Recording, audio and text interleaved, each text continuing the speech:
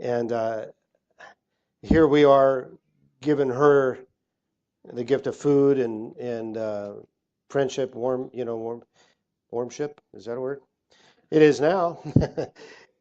And but it's done something to my heart, probably much greater than it was to hers. And so we may never see I say we may never see the person but you never know, that you've given a gift to. But that, just seeing that happening and how excited they were to receive their gifts is enough to be excited about giving. Amen? That's pretty cool. All right. Where there's doubt, kick it out.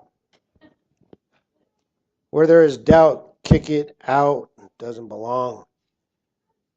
Kick it to the curb. Kick it in the sewer. Kick it in the gutter.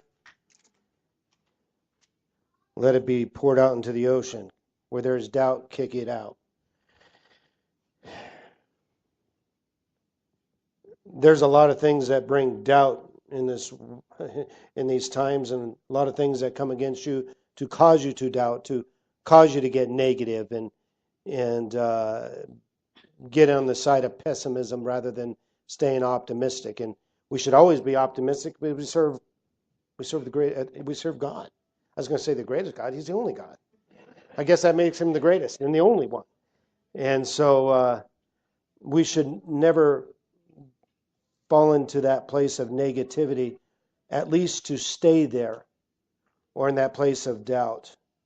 And I thank the Lord that when we get there, the Holy Spirit doesn't let us stay there for very long. And he's very persuasive and to bring us out of it. Amen? So, 1 Kings. I'm going to talk about Elijah. It's a familiar story, but I'm still going to read it. A little bit of it. It's Elijah. 1 Kings chapter 17. There's one verse in there, and then we'll go to chapter 18. Elijah. A man just like you, just like me. Great man of God. Where we have great men and women of God even here this day. Amen? You there? 17, verse 1. And Elijah the Tishbite of the inhabitants of Gilead said to Ahab, as the Lord God of Israel lives, before whom I stand, there shall not be dew nor rain these years, except at my word. And so look over to chapter 18, verses 1 and 2. And it came to pass, after many days, that the word of the Lord came to Elijah in the 3rd year, saying, go present yourself to Ahab, and I will send rain on the earth. And so Elijah went to present himself to Ahab, and there was a severe famine in Samaria. And then going through the verses before we get to the verse 41, we know that there was a great fight, if you will, on Mount Carmel, where the prophets of Baal and Elijah had it out. And we know that Elijah prevailed, the prophets of Baal failed, and in their failure they were slaughtered. And so that was a great victory. And then we pick it up in verse 41. And then Elijah said to Ahab, go up, eat and drink, for there is the sound of the abundance of rain. For there is the sound of the abundance of rain. So Ahab went up to eat and drink. And Elijah went up on top of Mount Carmel. Then he bowed down on the ground and put his face between his knees and said to his servant, go up now, look toward the sea. So he went up and looked and said, there is nothing. And 7 times he said, go again. Then it came to pass in the 7th time that he said, there is a cloud as small as a man's hand rising out of the sea. And so he said, go up, say to Ahab, prepare your chariot and go down before the rain stops you. Now it happened in the meantime that the sky became black with clouds and wind, and there was a heavy rain. So Ahab rode away and went to Jezreel. And then the hand of the Lord came upon Elijah, and he girded up his loins and ran ahead of Ahab to the entrance of Jezreel. In verse 1, chapter 17, Elijah was given a word by God that there was going to be a drought for these years.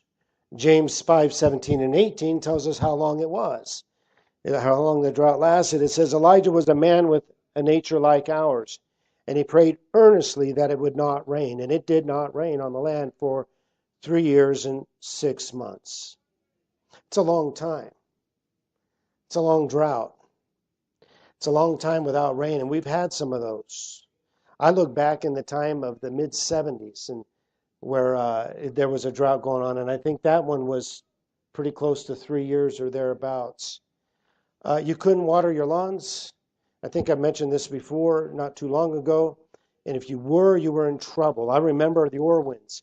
He owned a, I don't know, kind of a nursery, and on Sierra College in Douglas, and him and his wife, and they had 3 daughters, and he had a very nice. He lived in the same community.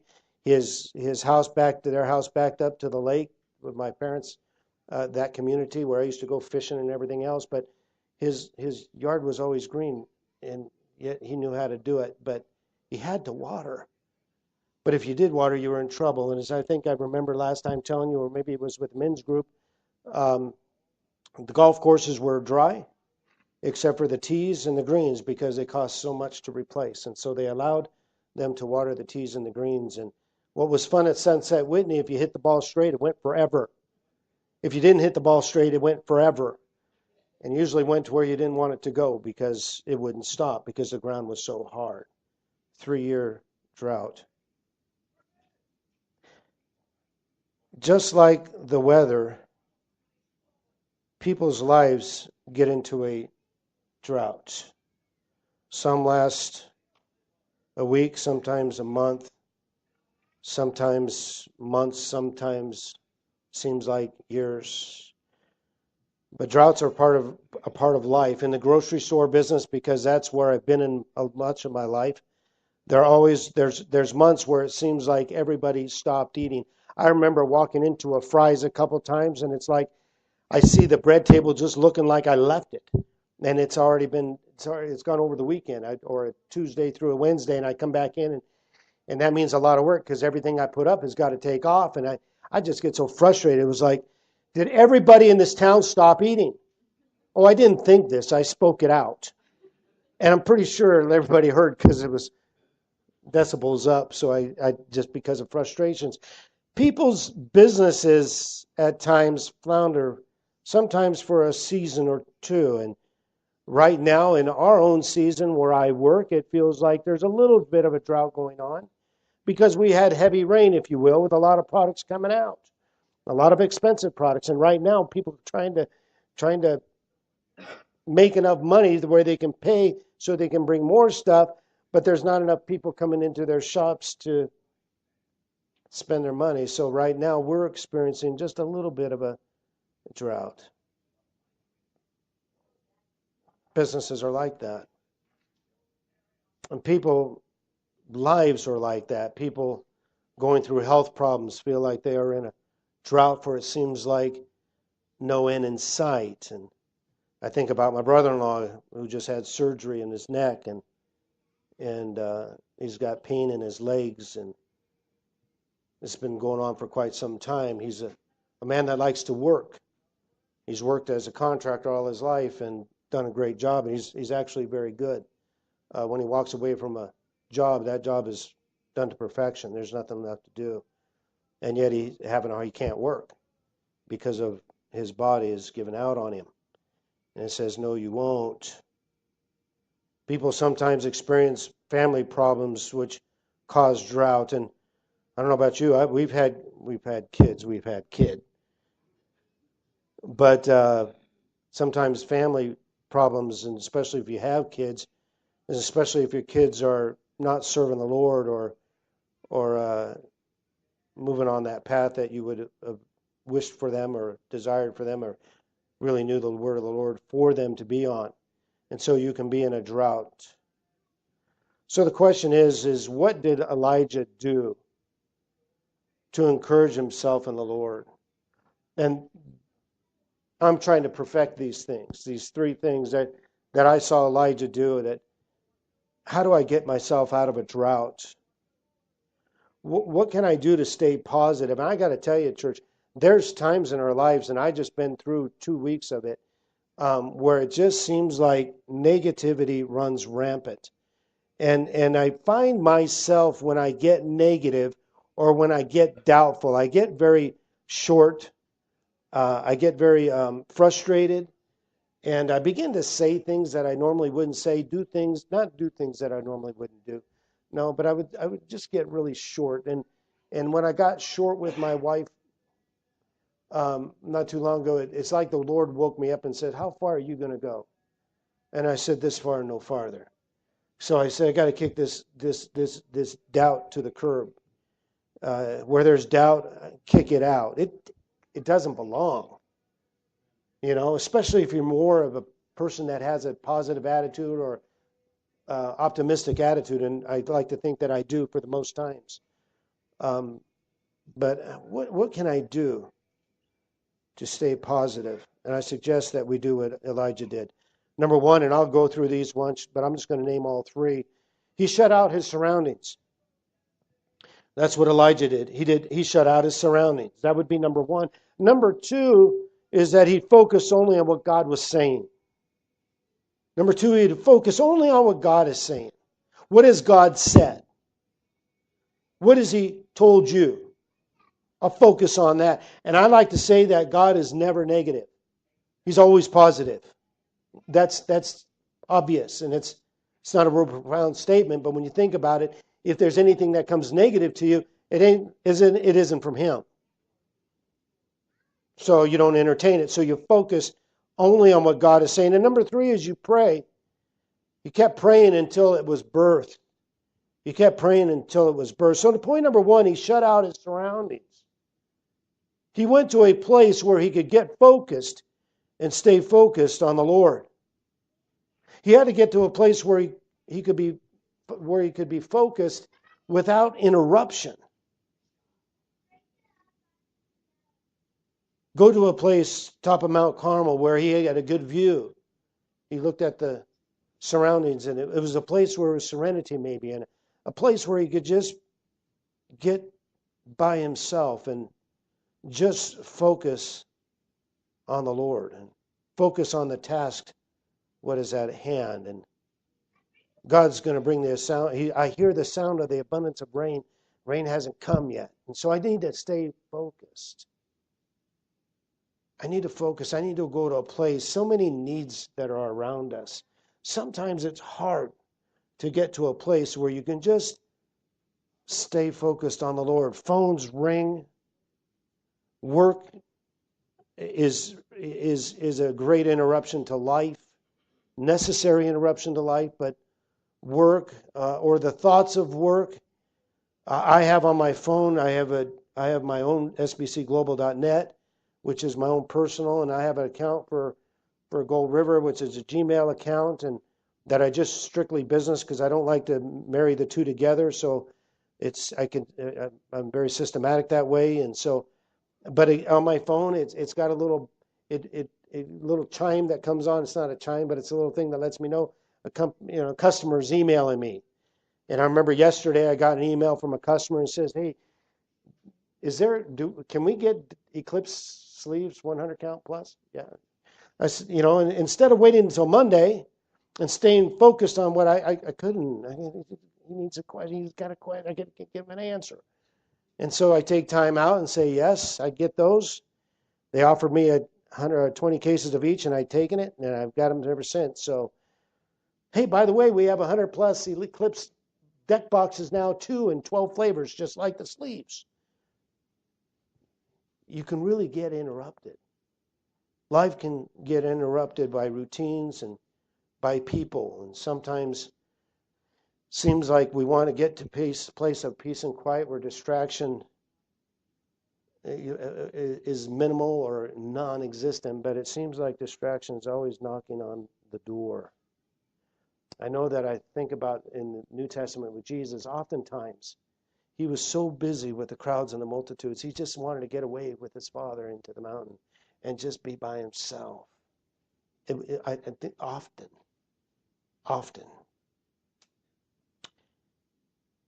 we get ourselves or stay in droughts of negativity and doubt because we don't find a place to shut out our surroundings, a place where it's just you and God.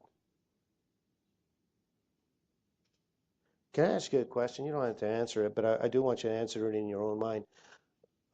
Where is your favorite place to go?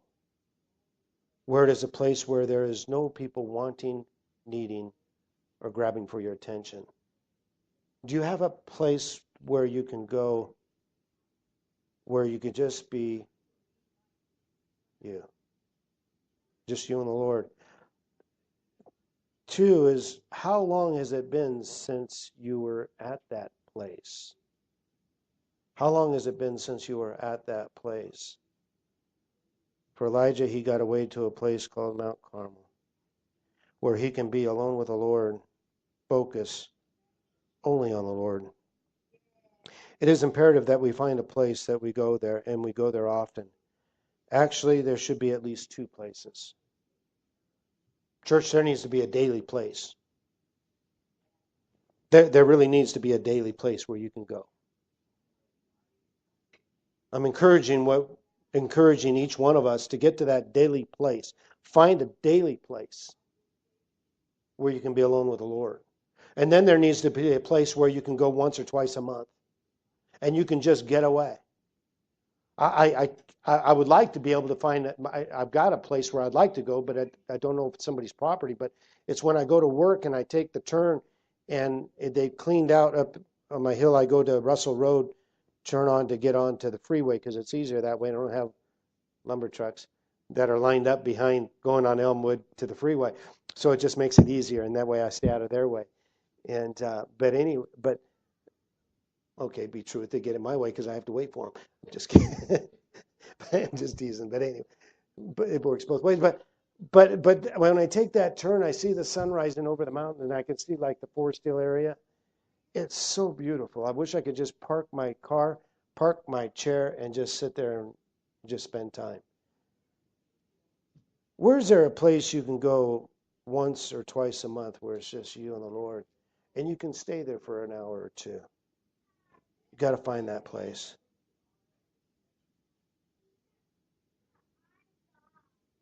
He shut out his surroundings. He went to a place where he could just focus only on what God was saying. And that's number 2, focusing only on what God is saying. It says, and it came to pass after many days that the word of the Lord came to Elijah in the 3rd year, saying, go present yourself to Ahab, and I will send rain on the earth. God told him what he was about to do. Go up. Tell Ahab to go up, eat and drink, for there is the sound of the abundance of rain. Hasn't come yet, but it's coming. I can hear it. The sound of the abundance of rain. And yet there was not even a cloud in the sky as of yet. A couple of verses later, he told his servant to go up and look toward the sea. And the servant came back and reported, there is nothing. Got a question, Elijah, how do you hear the sound? And maybe this would be the servant. How do you hear the sound of the abundance of rain when it's not raining? Elijah would answer, because you have the word of the Lord who told you it was about to rain.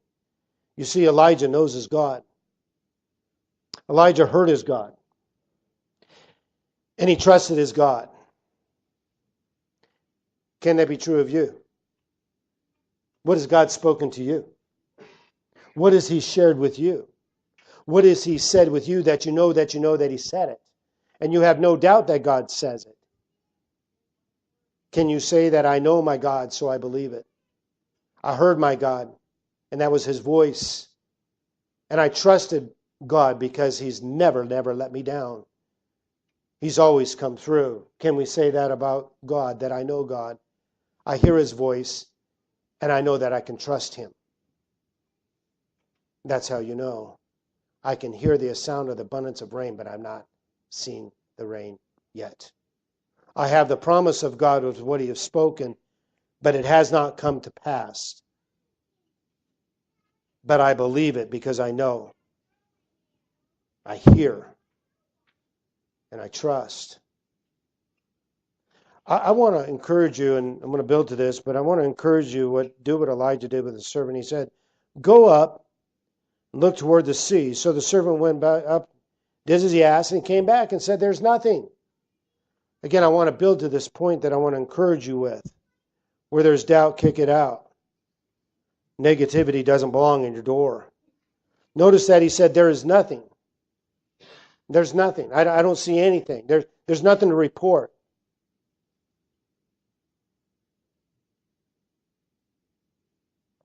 It's funny how he didn't say, there's nothing, but I know there will be something. So keep praying. He didn't say that. I know something's going to happen, Elijah. He just said, there's nothing. No encouragement to give Elijah.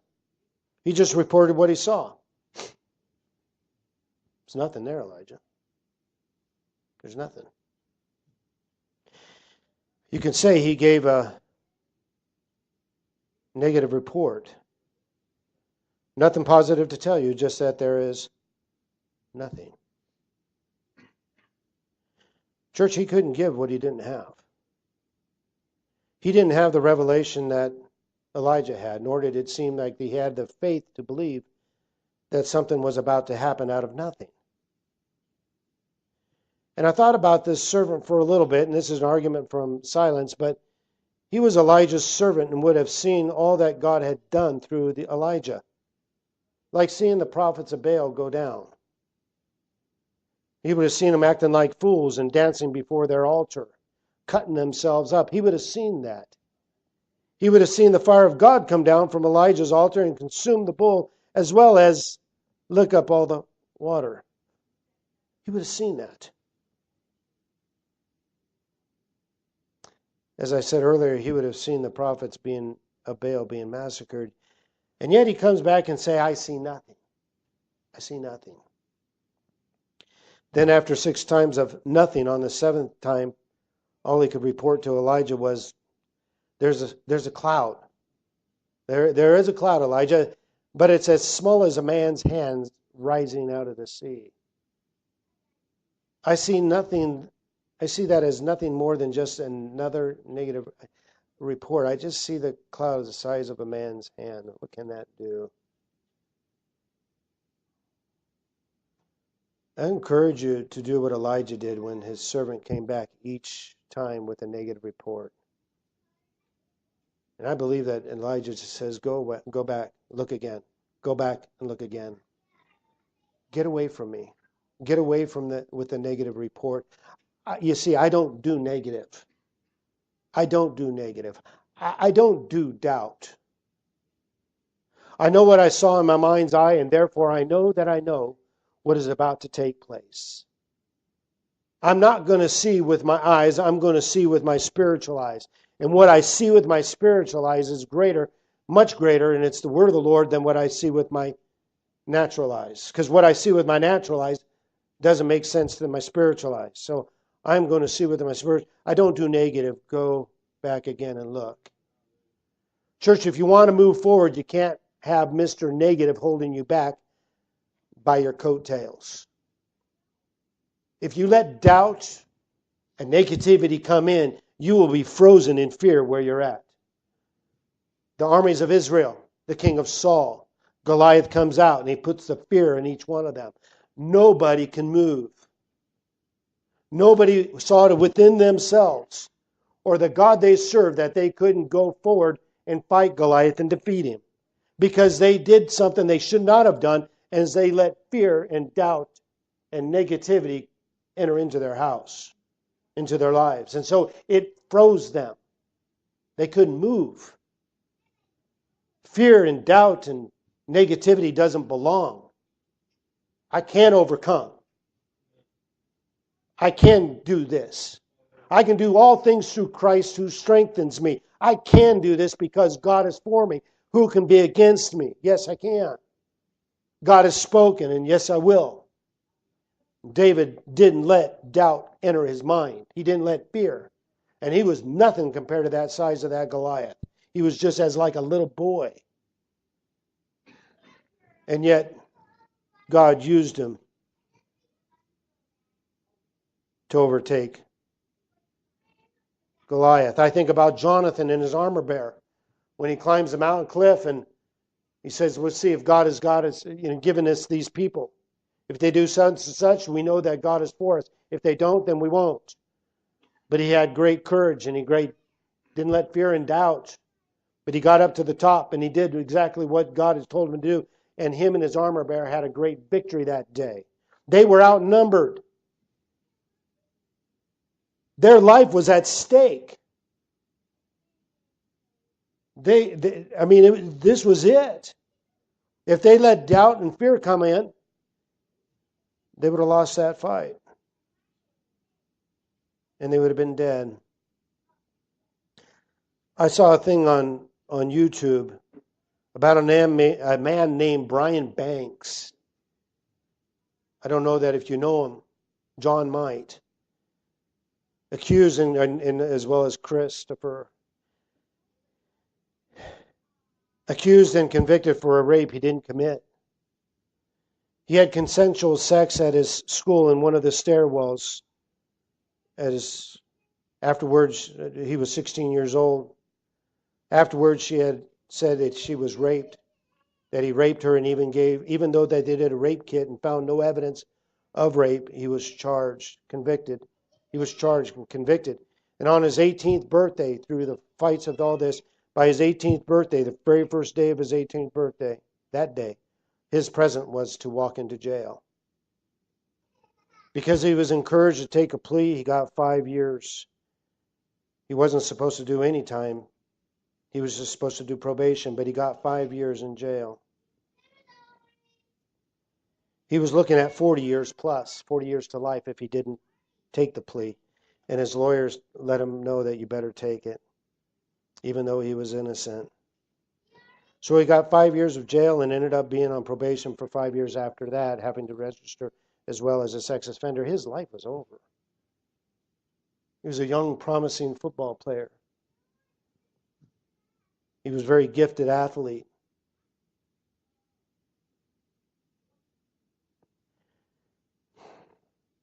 Five years later, let me just put it this way to make it a strong point. He was very gifted, well on his way to the NFL, even at a young age, but instead he had to walk into prison. His life was derailed. He said that he felt every kind of emotion, fear, confusion, anger. Every negative emotion that you can feel, I felt. But he knew that he couldn't stay that way. He knew that it's not his personality. And even though this circumstance really derailed his life, he said, I couldn't stay that way. And so he adapted to a motto you and I are very familiar with. It's called the power of choice. The power of choice. He said, it's not what you go through, but it's how you handle it. Handle it. It's not what you go through. You can't always control what you go through. But you can handle. You can decide how you're going to handle it. You have control of how am I going to handle it. Fear and doubt, I'm going to kick it out. It doesn't belong. I can handle that. It doesn't matter what I've done. It doesn't matter what's going on. I can handle it because I can make that choice of saying I'm going to stay positive. I'm going to do what God has called me to do, and I'm going to do it. And I'm going to do it well. He ended up, after she came back and told the truth, a sting operation was set up because he knew that he couldn't get into her presence without breaking probation. But she wanted to rekindle something that she thought they had, which he said never had. And so he ended up having a sting operation with a detective, and because he knew if he was in the same room, so he needed to get it recorded. And if anything went wrong on his side, he had somebody to witness. And so it was. And so she recanted on tape, but then she recanted her recant. She changed her mind even again because her mom and dad won a $1.5 million settlement. That now that she's told the truth and that if this got overturned, they would have to pay that money back. The district attorney got involved and they overturned his sentence. He was a free man, and he sent a thing out to the football camps, different ones, Seattle Seahawks and the others, I forget, but he ended up signing as a linebacker with the Atlanta Falcons. If he didn't kick negativity and doubt to the curb, he would have never made it to what his dream and what his life was destined to become in the NFL. He could have stayed. He could have stayed there in a place of bondage, if you will. You see, that's what fear and doubt, or doubt and negativity do, is they put clasps on your hands, doubt, clasps on your feet, negativity, and you can't move. I can do all things through Christ who strengthens me. What God has said, I believe, and I'm going to hold fast to his word. Third thing, keep praying until it gets birthed. Keep praying until it gets birthed. It says that Elijah was in birth position until the rain came down. You might say that Elijah went into labor by travailing in prayer, as one commentator put it. Church, when you know that God has spoken and given you a divine word, plan or action, you don't stop praying until it's come to pass. You don't give up on praying, no matter what it looks like, no matter how it seems, or how it seems to be going, or maybe not going. You don't stop praying. You don't stop believing. I say this, it may not be possible to stay in one position until it happens, for it might take days, it might take weeks, it might take months, it might even take years. But you stay in a prayerful mindset concerning that thing until it comes to pass. Don't stop. And at times, I got to tell you, I've grown weary and stopped for a while. I just given up, or I put my mindset somewhere else. But pick it up. Pick it back up and continue to pray it through as he did. There's nothing, as the servant said, there's nothing as small. There is a cloud as small as a man's hand rising out of the sea. I look at that now and I say that's a positive report because I know my God. Elijah knows his God. Because God used the insignificant things to make something significant. He used Gideon, didn't he? The least in his father's house, the least in the tribes. Just nothing. But God used Gideon. He used a brown paper bag lunch to feed the 5,000. God uses insignificant things and makes them blow. He blows them up. A small cloud the size of a man's hand can pour out great water upon the earth, great rain. A slingshot to bring down a giant. A stone. Come on. A giant, a stone. A stone probably going over 100 miles an hour in the forehead of a giant can do great things.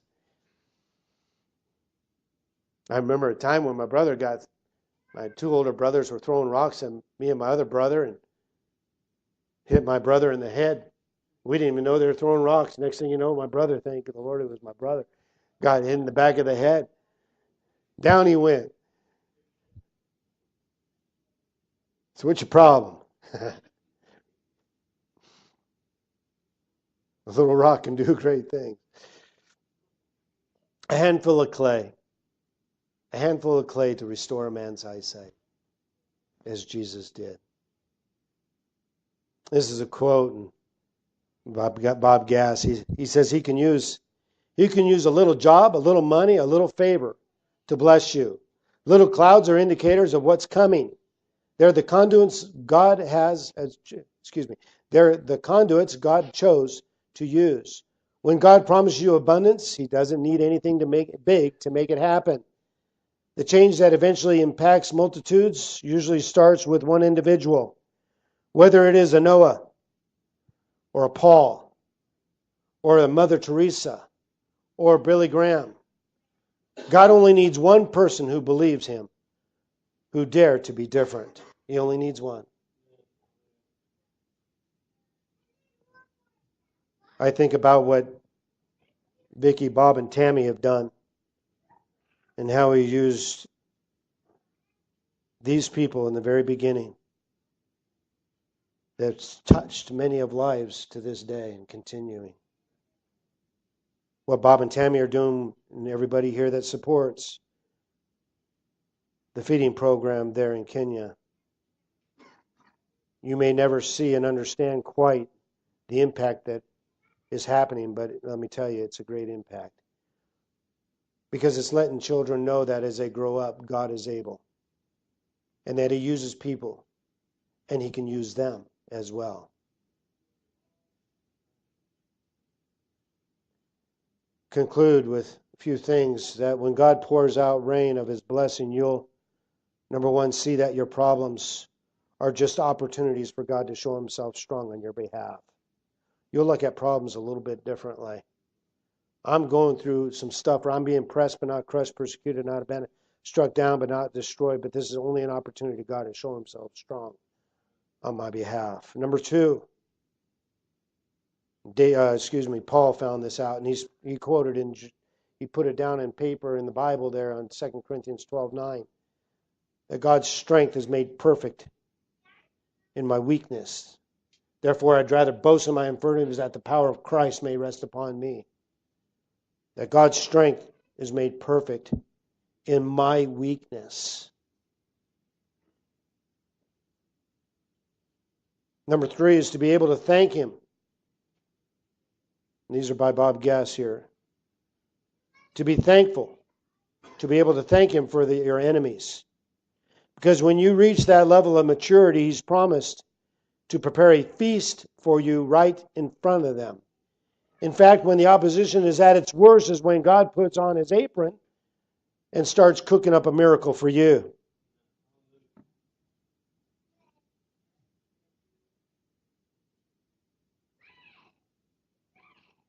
Just recently we've seen that in the judicial Supreme Court nomination, and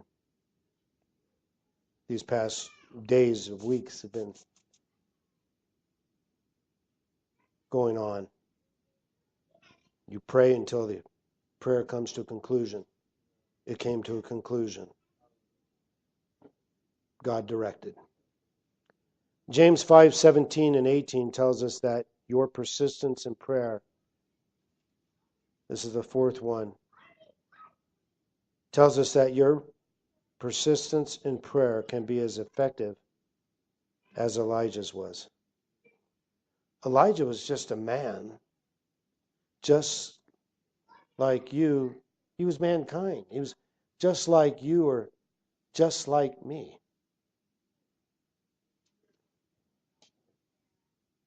And what that tells us, and James letting us know, is that he was just like you, just like me. But if you persist, if you be effective, if you persist in prayer, be persistent in prayer, your prayer can be as effective as Elijah's was. And you can turn that drought in the Word of God into a rainfall that just pours out blessing. Don't give up in prayer. Keep praying it through until such a time. Fear and doubt, as the worship team comes up, is not your friend. He's your enemy.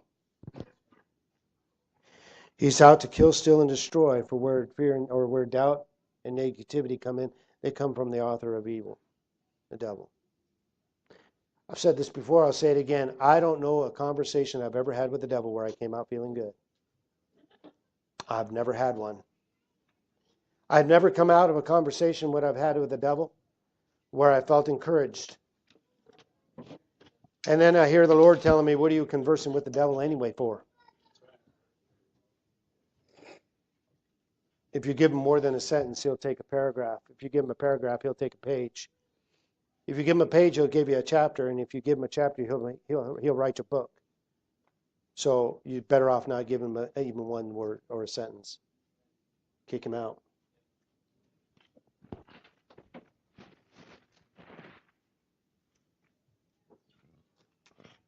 Very good.